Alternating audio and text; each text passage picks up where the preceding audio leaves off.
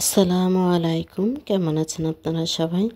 আশা করি যে যেখান থেকে ভিডিওটি দেখছেন আল্লাহর রহমতে সবাই ভালো আছেন, সুস্থ আছেন। আলহামদুলিল্লাহ, আল্লাহর রহমতে আমরাও ভালো আছি আমার পরিবার নিয়ে।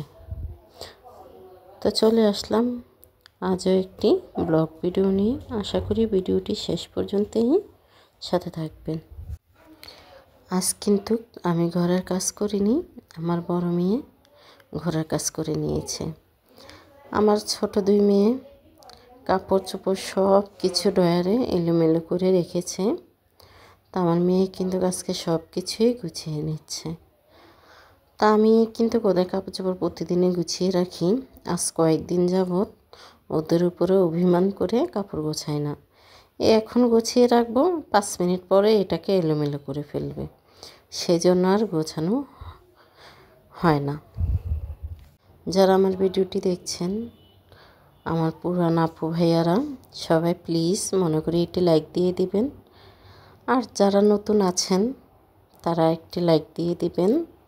আর যদি ভিডিওর কোথাও ভালো লেগে যায় চ্যানেলটি সাবস্ক্রাইব করে বেল আইকনটি দিয়ে আমার পাশেই থেকে যাবেন।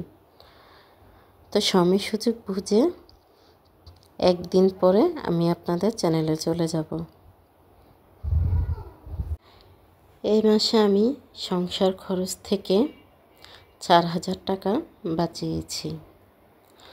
আসলে আমরা যদি গৃহিণীরা একটু বুদ্ধি করে চলি তাহলে সংসার থেকে টাকা আমরা অনেকটাই সঞ্চয় করতে পারি। টাকা যদি সেভ না করি তাহলে তো ভবিষ্যতে অনেক সমস্যাতে পড়ে যাব। তো সবাই চেষ্টা করবেন একটু একটু করে সঞ্চয় করার জন্য। প্রতি মাসের বাজার খরচ থেকে চেষ্টা করবেন কিছু টাকা সেভ করে রাখার জন্য। তা আমিও কিন্তু এভাবে চেষ্টা করি আমার সংসারের বাজার খরচ থেকে 4,000 টাকা এই মাসে আমি সেভ করতে পেরেছি।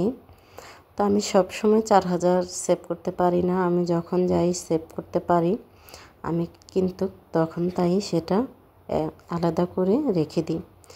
বিপদ আপদ বলে কয়ে আসে না, কখন বিপদ আপদ চলে আসে কেউই আমরা বলতে পারি না। সেজন্য হাতে কিন্তু কিছু টাকা আমি রাখি। তো চেষ্টা করি সংসারের খরচ থেকে কিছু টাকা সেভ করার জন্য। আমি কিন্তু অনেক হিসাব করে চলি। অনেকে আমাকে বলে, আপু আপনি কেন এত হিসাব করেন? আমার ভাড়াটিয়ারাও বলবে যে ভাবি অনেক হিসাব করে চলে। হিসাব যদি করে না চলি তাহলে দেখা যায় যে ভবিষ্যতে কোনো একটা বিপদ যদি চলে আসে তখন আমি আমার ঘর থেকে 1 টাকাও বের করতে পারবো না। তখন আমাকে অন্যের কাছে টাকা ঋণ করার জন্য যেতে হবে।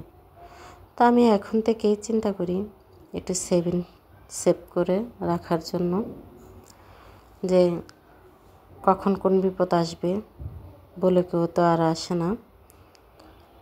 তো আমার নিচের ভাড়াটিয়াদেরকেও আমি বলি যে তোমরা একটু সেভ করে চলবা, তাহলে দেখবা তোমরাও মাসে অনেকটা টাকায় সঞ্চয় করতে পারবা। এখন যদি সঞ্চয় করে রাখো ভবিষ্যতে তোমাদেরই কাজে লাগবে। তো যাক, কথা বলতে বলতে কিন্তু দেখেন আমার মেয়ে এদিক দিয়ে ড্রয়ারগুলো গুছিয়ে নিচ্ছে। ছোটো মেয়ের ড্রয়ার গোছানো শেষ, বড় মেয়েরটাও শেষ। এখন এখানে কিছু কাপড় ধুবে, সেগুলো এনে রাখছে। এই তো মেয়ে এখানেও বিছানার চাদর গুছিয়ে রেখে দিল। তো বিছানাগুলো ঝাড়া দিয়ে নিচ্ছে, খুব সুন্দর করে গুছিয়ে নিয়েছে। নিজে একা হাতে আজকে ঘরের সব কাজই করে নিয়েছে, যেহেতু আমি বাসায় ছিলাম না। তো আমার আস্তে আস্তেও অনেকটা দেরি হয়ে গিয়েছে, সেজন্য আমার মেয়ে সব কিছুই একা হাতে করে নিয়েছে। জীবনে চলার ক্ষেত্রে অনেক বিপদ আপদে আসে, সব কিছু কাটিয়ে নিজেকে উঠতে হয়। আমার পিছনে আমাকে নিয়ে অনেকে অনেক সমালোচনা করে, অনেক কথা বলে আমার হাজব্যান্ডকে নিয়ে, আমার পরিবারকে নিয়ে। আমি কিন্তু সব কিছুই জানতে পারি, আমি সব কিছুই শুনি, কখনোই কাউকে কিছু বলিনি, বলার প্রয়োজনও মনে করি না। যারা আমার পিছনে আমার অজান্তে আমার বিষয়ে কথা বলে, তারা তাদের অজান্তেই তাদের পাপের ভারীটা তারা অনেকটাই ভারী করে ফেলছে। তো তাদের পাপ হচ্ছে, এতে আমার কোনো কিছুই হচ্ছে না। তো সেই জন্যই কখনোই কাউকে কিছু বলি না। আমি কোনো ঝামেলা সৃষ্টি পছন্দ করি না। আমি একদম সাদাসিধাভাবেই চলতে ভালোবাসি। আমি কোনো ঝামেলাতে নিজেকে জড়াতেও চাই না।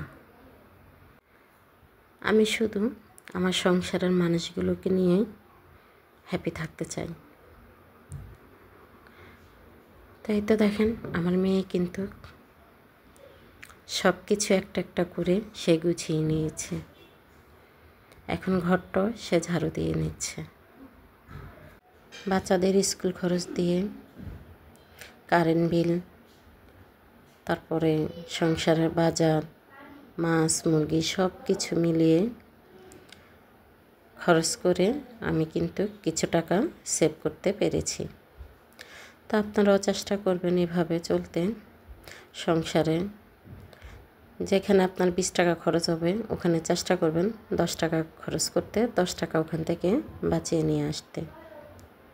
তো এইভাবে যদি চলেন তাহলে কিন্তু মাস শেষে আপনি অনেকগুলো টাকায় জমা করতে পারবেন। এটি বাজারে লিস্ট করবেন বেতনটা পেয়ে, যে আপনার সংসারে কত টাকার বাজার লাগবে।